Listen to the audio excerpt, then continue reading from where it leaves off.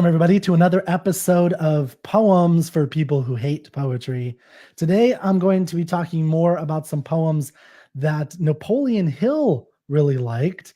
And, if you like the book Think and Grow Rich, I know a lot of the people that are in the community that I do some media for, the real estate professional community, there's a big enjoyment of this book, Think and Grow Rich.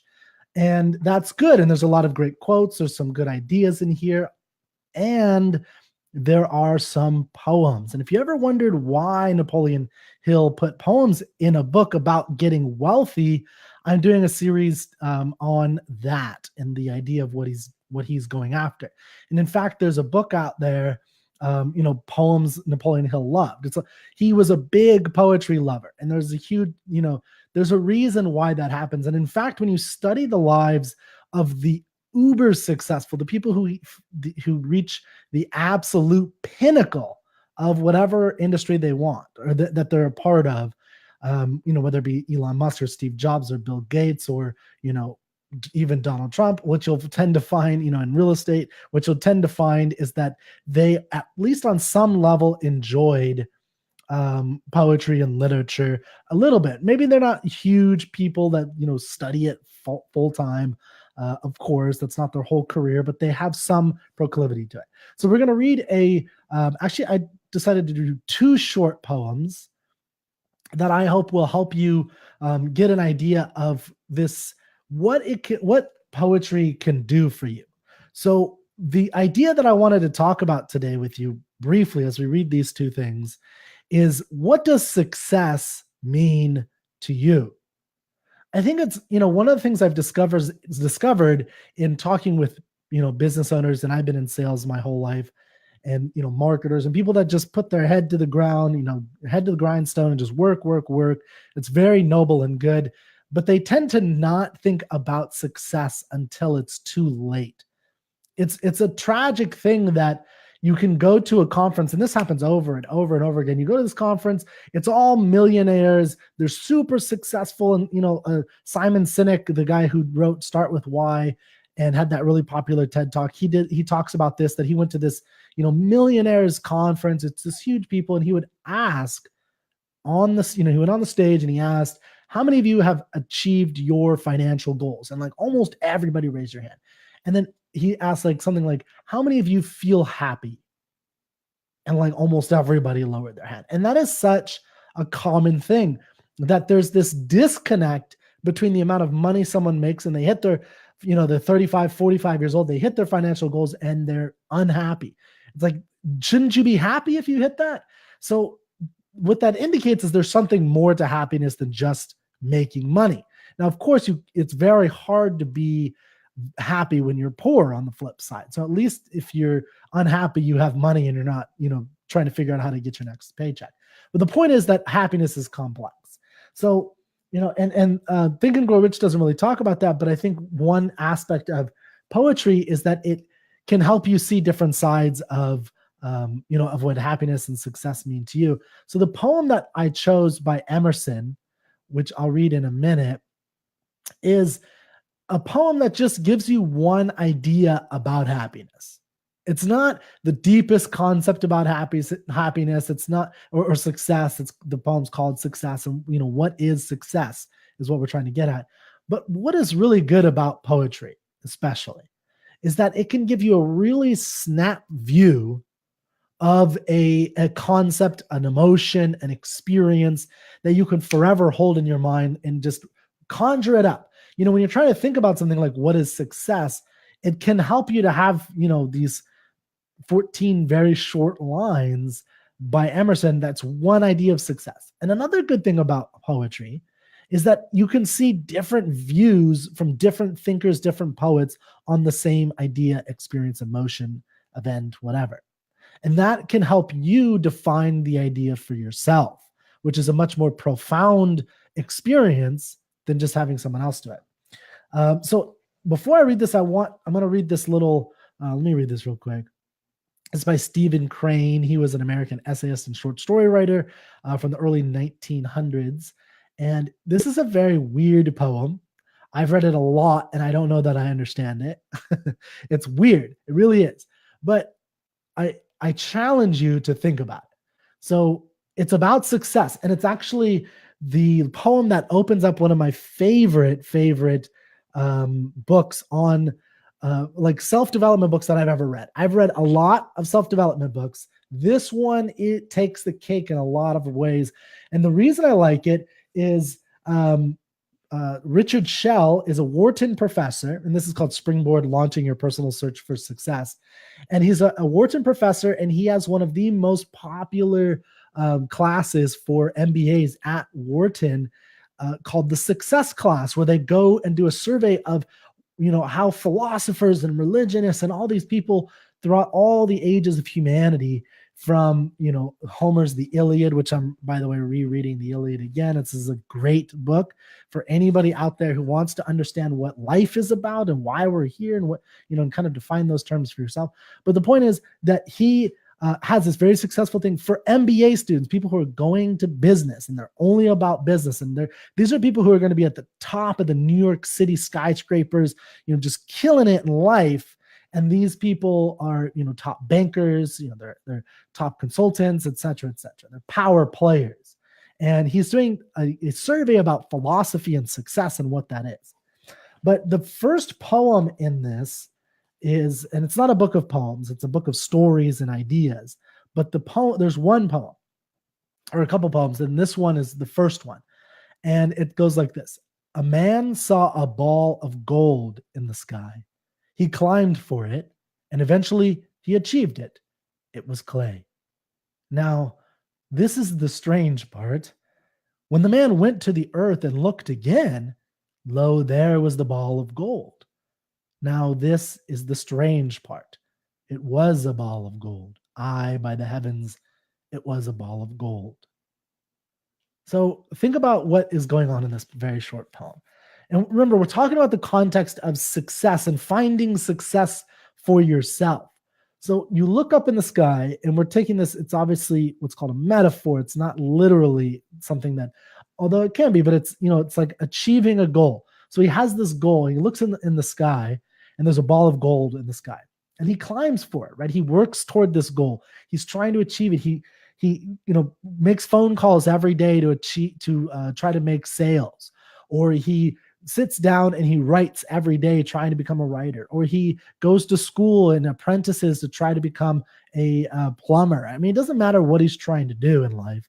He has this goal, and when you're trying to achieve it, you want to be a doctor, you have to go through 14 frigging years before you ever see any of pain and misery, and no sleep and no real deep relationships, because you're sacrificing all that for the hope that at the end of that rainbow, at the end of all those years of work, you're going to have a ball of gold. You're going to be making money. You're going to be successful. You're going to be happy. You're going to have a beautiful life and a beautiful wife and a beautiful husband, or whatever it is.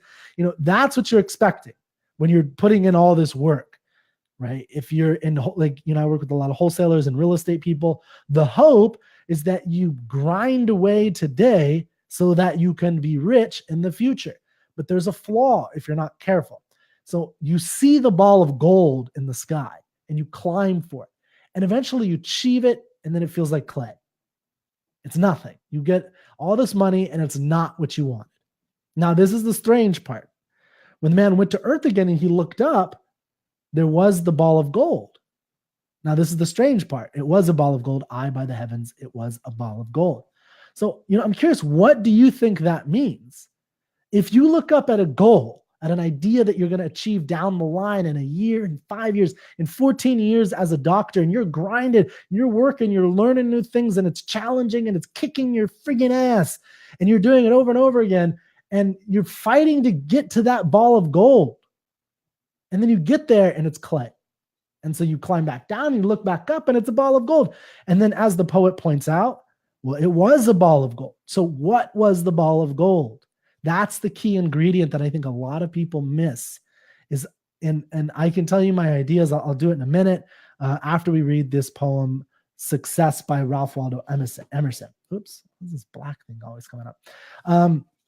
So in this book, Springboard: Launching Your Personal Search for Success, one of the reasons I really love this is because he does not define success for you. This is the mistake a lot of people make.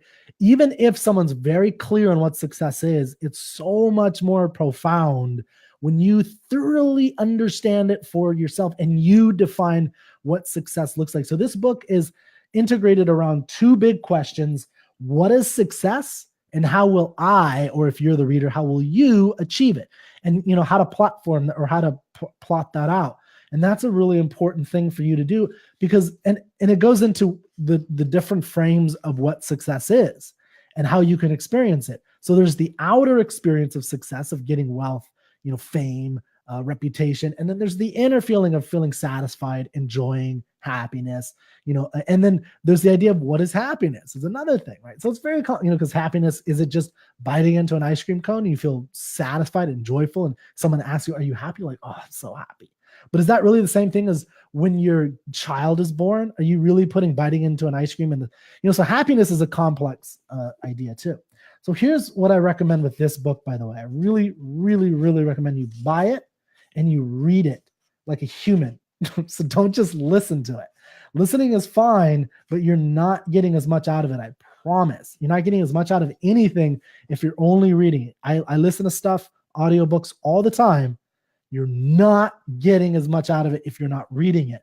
One way to look at this is if, there's a reason why babies can learn to hear and then even communicate before they can learn to decipher, write and read. That is a different process. It's more complex. It's more difficult. You're taking black scratches, these little things here that, or these little, scratches here that I'm highlighting. That's a black scratch. It means nothing. Your mind has to be trained to decipher that. That's why reading is more profound, because it's a process you have to engage in versus when you're listening, you can be much more passive. But what's really great about this book, Launching Your Personal Search for Success, is the 6 Lives exercise. So in fact, I'm going to show you guys this. You can go to grichardshell.com/book extra 6. If you just Google 6 Lives exercise G. Richard Shell, you'll come up to this, and you can actually take the 6 Lives exercise. And what you do is there's 6 different lives. There's the life of a stonemason, a banker, a tennis pro, a wealthy investor, a teacher, a nonprofit executive. And it's not just like you're a banker, it's an actual life. So it's Jane Ruley has worked for, so you have to read the whole thing and think about it, and because it includes, certain financial successes or mediocrity, and certain marital successes, certain successes in the community, certain failures in those areas. So it's a very complex thing. It's a whole life. It's not just you're a nonprofit executive or you're a stonemason or you're a tennis pro. There's more to it than that. And then what you have to do in ranking it is you actually figure out which one, is number 1 for you, which is number 2, which is number 3. And then you have to put it in a 1, 2, 3, 4, 5, 6 order. And what that will do is it'll categorize. And then when you submit it, they'll give you all these answers for what it all means. And, the point is that what that does is it will help you to understand your own actual desires and what success really means to you, because you have to really think about it, really challenge yourself. So I highly, highly recommend Springboard. It's not your typical self-help, self-development book. Okay, so let's read this poem as I promised, and that'll be it. It'll be good for this short episode today. So Success by Ralph Waldo Emerson.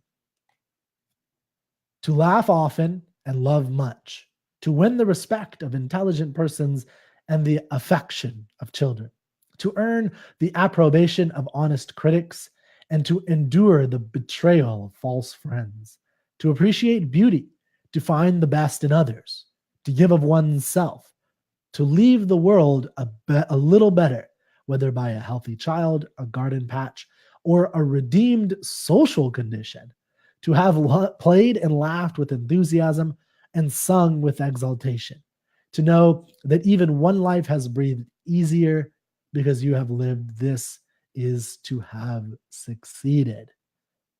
This is to have succeeded. So do you agree with that? Is that to have succeeded? Do you think that if you lived by those edicts, you will have succeeded? Is that all there is to it? Is there anything else And can you even be more specific? What does it mean to appreciate beauty? How can you appreciate beauty? You know, um, should you endure the betrayal of false friends? So think about these poems and ask yourself, is this what success looks like to you? Take that 6 Lives exercise, try out some Think and Grow Rich, whatever it is, read some poetry. Poetry does not have to be this complicated, horrible exercise that you could never understand what's going on. It can also be very enjoyable, and it can sum up your feelings about a situation, about experience, about an idea. So thank you, and I'll see you next time for Poems for People Who Hate Poetry.